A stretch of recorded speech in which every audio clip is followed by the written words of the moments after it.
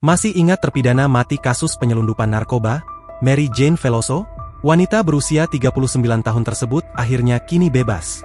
Selama 14 tahun lamanya, perempuan asal Filipina itu terpisah dari anak-anak dan orang tuanya. Demi kebebasannya, keluarganya terus memohon grasi kepada Joko Widodo atau Jokowi yang menjabat presiden periode 2014 hingga 2019 dan 2019 hingga 2024, namun Mary Jane baru bebas di era Presiden Prabowo Subianto.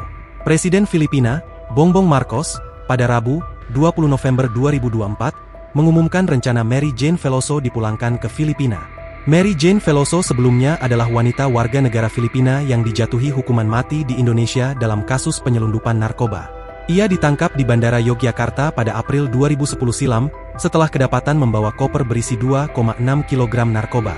Mary Jane tercatat mendapatkan penangguhan hukuman dari regu tembak pada menit-menit terakhir pada 2015 setelah seorang perempuan yang dicurigai merekrutnya ditangkap di Filipina. Kabar Mary Jane dipulangkan ke Filipina ini pun turut dibagikan Marcos di akun Instagram resminya, Bongbong Marcos. Berikut ini adalah pernyataan lengkap yang disampaikan Presiden Filipina soal pemulangan Mary Jane di media sosialnya. Mary Jane Veloso akan pulang. Ditangkap pada 2010 atas tuduhan perdagangan narkoba dan dijatuhi hukuman mati, kasus Mary Jane telah menjadi perjalanan yang panjang dan sulit.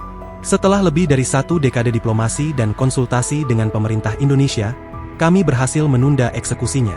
Cukup lama untuk mencapai kesepakatan dan akhirnya membawanya kembali ke Filipina. Kisah Mary Jane bergema di hati banyak orang.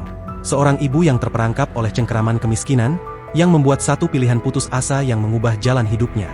Meskipun ia dimintai pertanggungjawaban berdasarkan hukum Indonesia, ia tetap menjadi korban dari keadaannya sendiri. Saya menyampaikan rasa terima kasih yang sebesar-besarnya kepada Presiden Prabowo Subianto dan pemerintah Indonesia atas niat baik mereka.